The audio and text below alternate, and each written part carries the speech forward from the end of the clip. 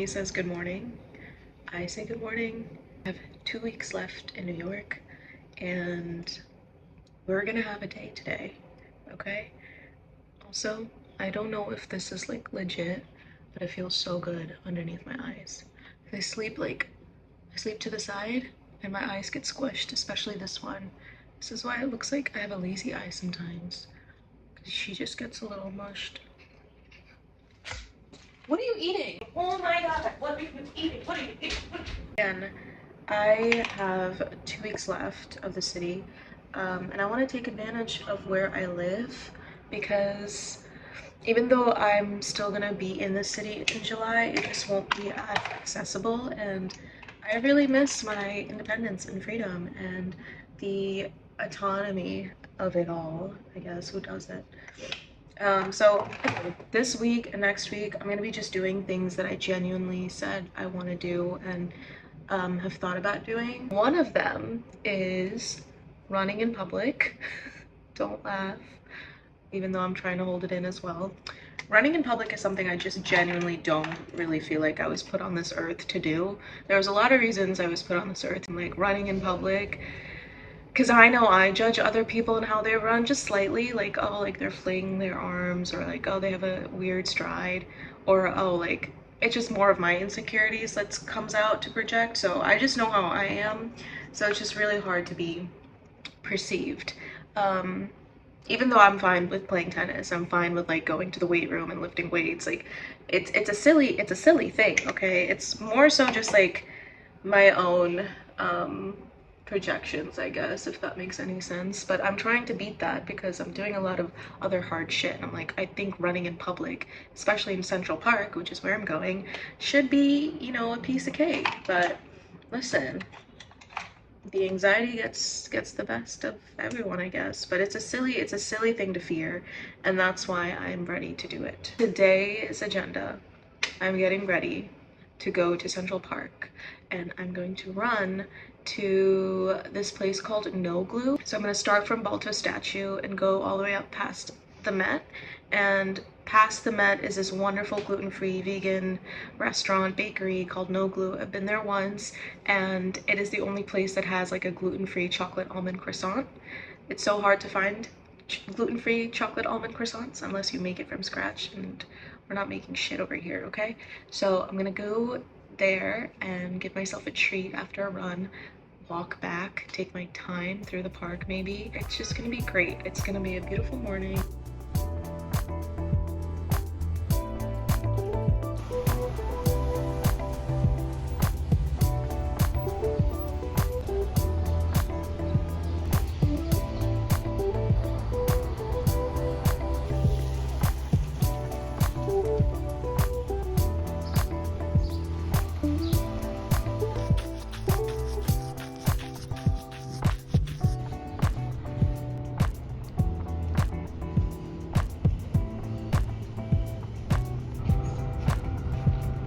It was such a good day to come and run because it's not crowded. It's like weird and sprinkly, like in terms of rain. It's so humid, but I was like half running, half walking, which is actually good because I'm supposed to get my period soon. So gentle exercise.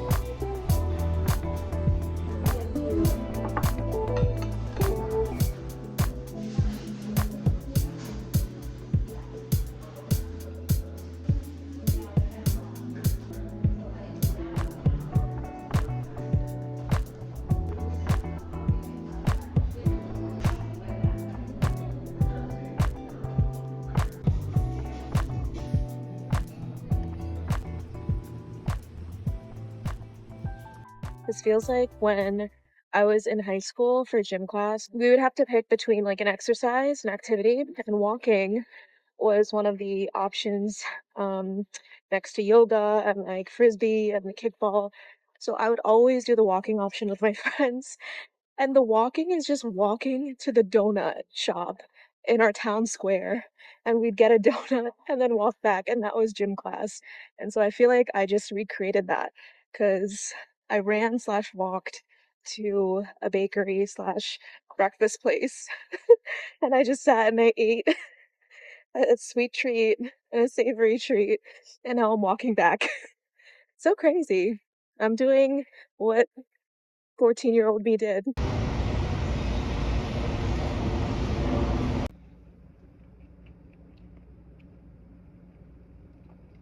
Oh my god. This bread is so close to tasting like real bread. And I haven't had real bread since last April, March. It's this gluten-free brioche bun. Oh, so good. It's sad that it's expensive as shit, but you know, treating myself. I don't know if you've noticed, but things are a little empty back there. I am slowly but surely selling most of my things on Facebook Marketplace. Chair, my little couch, the rug, the lamps, the mirrors, everything will kind of go this week, and soon I'll just have my bed and I'll just be working from my bed and laying down most of the time because moving is exhausting. It's so exhausting. I don't know how I've done this before because I just, every time I do it, it feels like it's a brand new thing. It's a good day to be indoors. I'm glad I got some steps in. I think like 7,000. I'm not showering. It's not that gross, okay? I didn't sweat that hard. I'm not showering because I'm just gonna shower when I get back from my friend's because she has a free Pilates pass for me, and we're gonna go to the gym later tonight in Brooklyn, and I'll probably shower either at the gym there or when I get back and call it a night.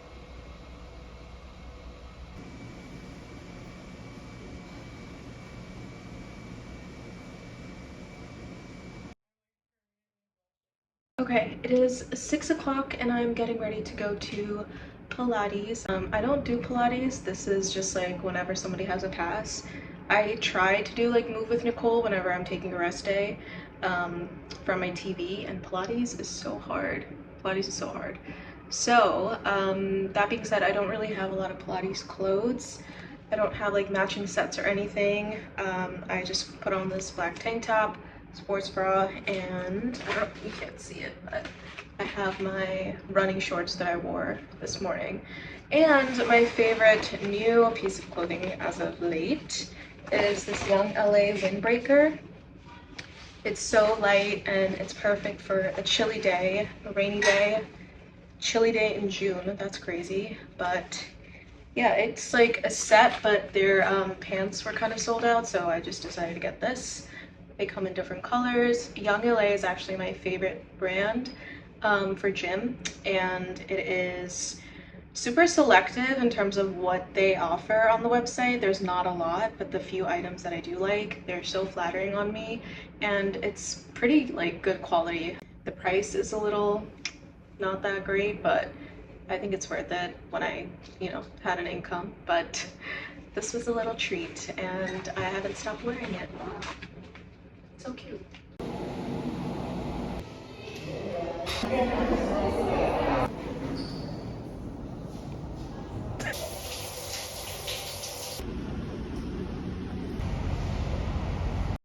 That was honestly pretty easy, not that hard.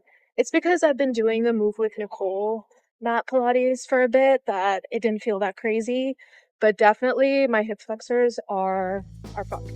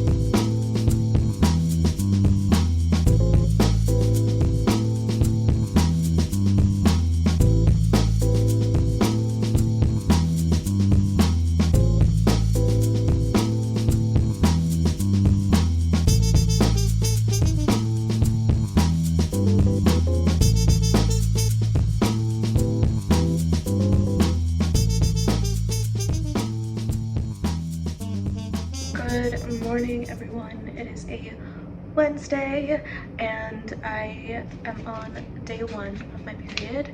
It's dark chocolate time. Dark chocolate time. I woke up and this is the first thing that I put in my mouth. It's done. While I was between filming, I finished it alongside with my brunch, and I'm drinking dandelion root tea. And yeah, it is a late start to my afternoon. I don't know what I'm doing today, gonna be honest. I have no idea what I'm doing today. I spent earlier this morning kind of just going through my kitchen cabinets, all like the medicine stuff, the spice rack, everything, just kind of clearing that out, and then just trying to see what I can squeeze in terms of kitchenware into some of the boxes. I'm just looking around and it still feels like I have so much to do, but as you can see, it's kind of empty. I don't know. It's always the smallest little drawers that give me the most pain, because there's so many little things, like the miscellaneous objects, that I have nowhere to like organize or like store. So I'm just like, where do the safety pins go? I don't know. I need like a miscellaneous box. My friend also told me that if you're moving, to go to the liquor stores because they have cardboard boxes that are durable and they'll give it to you for free. And they just have so many that are left over. So don't buy your boxes from Home Depot or anywhere else. Just go to your local liquor store and ask, hey, I'm moving, do you have any spare boxes you can, you know, you can provide? And they're gonna just give you so many. So moving out / moving in hack. Also, weird kind of confession. It is day 1 of my period, and when I PMS, like, I'm really sad and anxious, but I don't feel it that like to that extent.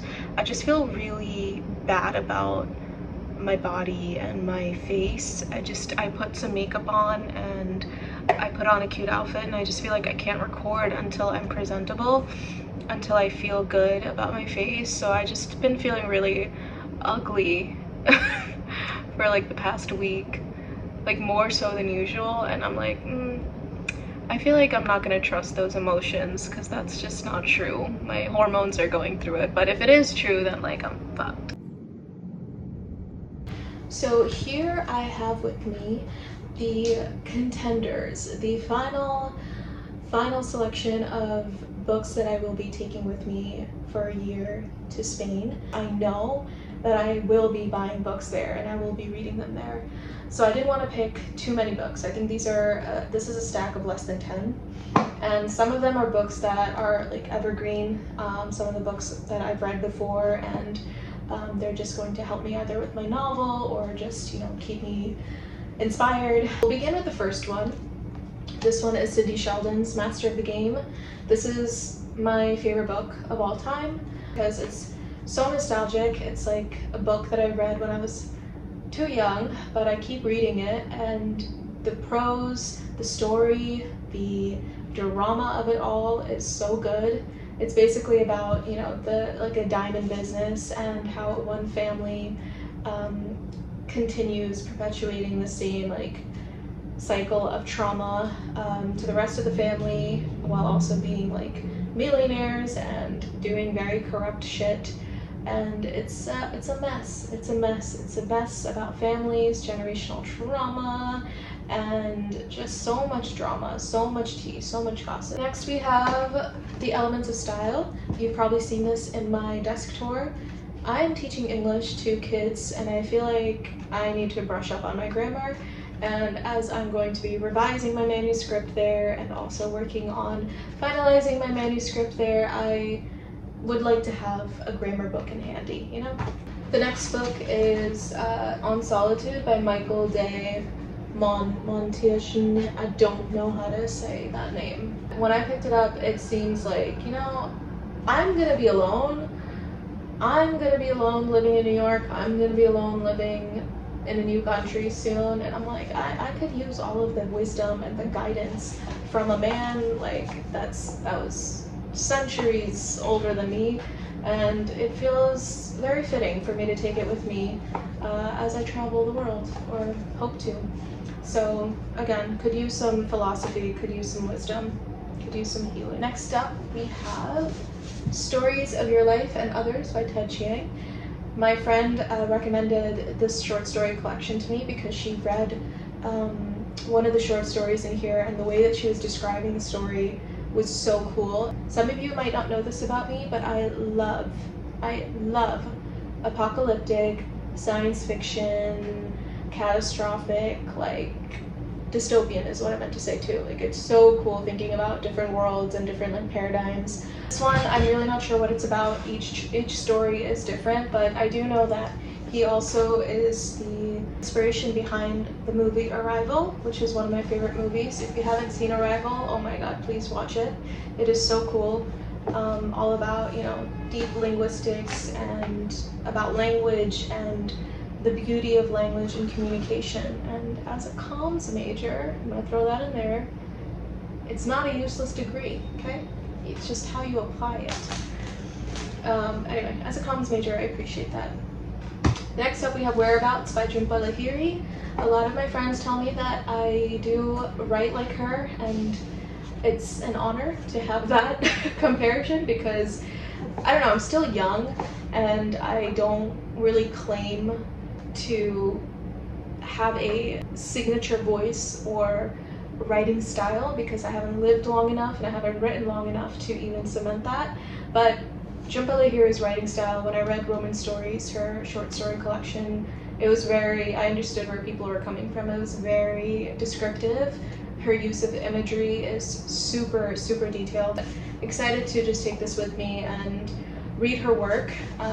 She is such a cool person. I've just read some of her interviews on the Paris Review and some other YouTube interviews, and she just seems like a really cool writer to kind of learn from and take notes from.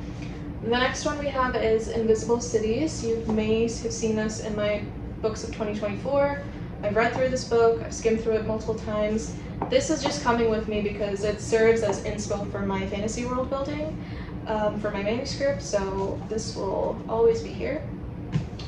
The next is The Conference of Birds by Farid Din Attar. I don't know if I'm saying that right, but Attar, I know, is a very famous Persian poet, influence in Persian literature. I'm very into Sufism. I don't know if I've talked about this before. My cat's name is literally Rumi. One of my favorite books of poetry is Rumi's collection, one of his collections of poetry. I love Sufi music. So much of that culture truly influences my everyday, I feel like. Lastly, we have Daughters of Saturn. This is a nonfiction, but it's also rooted in, and similar to the book before, but like in mythology and folklore and just tales of the archetype of the father figure and the daughter figure. And this one specifically, the author focuses on the father's relationship to the daughter's creative life. And I just really am excited to see what really is inside of here. I haven't read a single page, I haven't skimmed anything. It reminds me of The Woman Who Run with Wolves book, but again, this is much more niche. It's much more specific to the daughter-father relationship in the lens of the creativity. So it feels very fitting. I'm excited to see what comes up for me, and also just take hella notes and take inspiration from the myths and the lore that she kind of brings up. But these are the books. These are the books that will be with me in my suitcase. Yeah. Bye.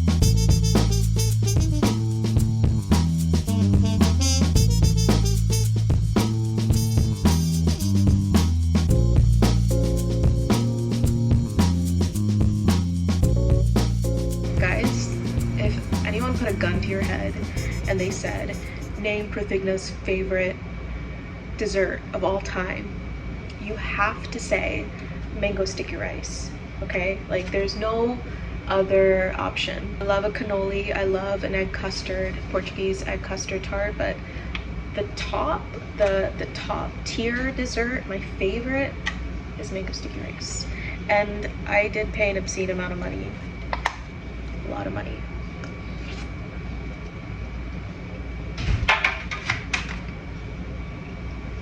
I'm gonna have a private moment with me and my sticky rice.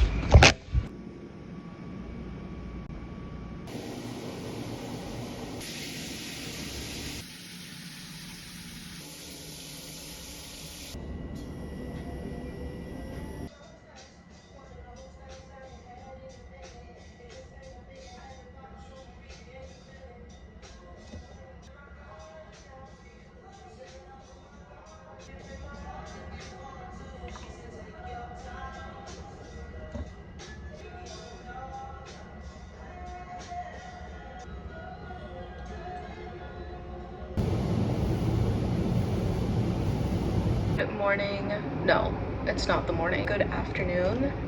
It just finished thunderstorming. There were some isolated thunderstorms because it's so hot. I'm cat sitting for a friend for a couple days, and she lives very close to where my sister lives in Astoria, Queens. So I'm gonna make my way over there and sleep over my sister's after I cat sit Jamun. He's literally the cutest little baby, and he loves butt pats, and he's just a cutie pie. I can't wait to see him. But yeah, you'll come and spend a little day with me with my sister in Astoria. So we have a long, heated day ahead of us. I am definitely hydrating. I could pick up a coffee, but I don't know, by the time I get there it might be a little too late. I'm taking this new mini air purifier for my sister, and then a wine bottle, and then half a bag of basmati rice, because I don't need it. It's just a miscellaneous list of items. There's some chopsticks in there for her, so.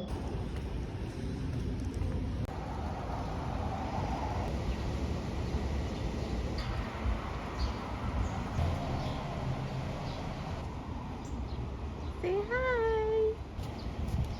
Alright, oh my god. Look at that!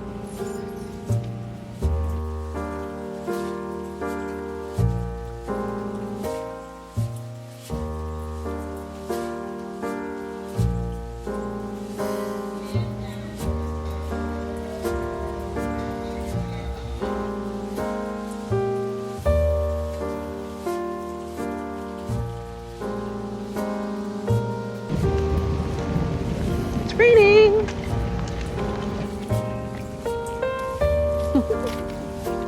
Cuckoos! We're here to feed you!